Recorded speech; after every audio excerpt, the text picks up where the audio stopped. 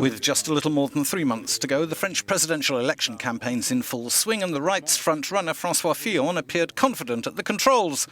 But he took a bashing on Wednesday morning when the respected political satire rag Canard Enchainee revealed suspicions Fillon may have paid his wife rather a lot of money to work for him.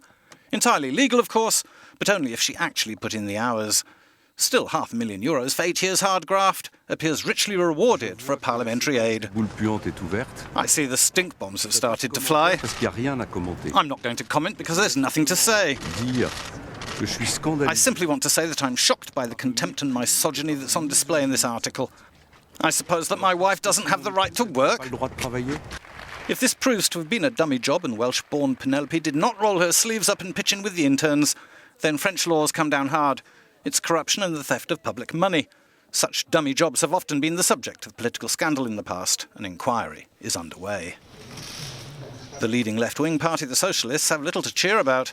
An interloper cuckoo in President Hollande's nest, former Minister Emmanuel Macron has stolen their centre ground, running as an independent. He's just visited Lebanon to buff up his foreign policy credentials. His En Marche party is brand new out of the box and is hurting the traditional right too. These are the main declared candidates so far likely to get enough sponsorship signatures, 500, from France's 32,000 mayors. From Jean-Luc Mélenchon on the hard left to Marine Le Pen on the far right, and the Greens' Macron centre-left and right in the middle. Only two can make it to the knockout round. The Socialists have been in disarray, but their leadership is fresh. A field of 7 pretenders was whittled down to 2, but in a poorly supported vote where there was little enthusiasm and an air of premature defeat. Some fear the PS is sliding back to its pre-Mitterrand days of 20% or less of the popular vote. Manuel Valls and Benoît Hamon have mirrored the division within the party. Two different visions of a possible future.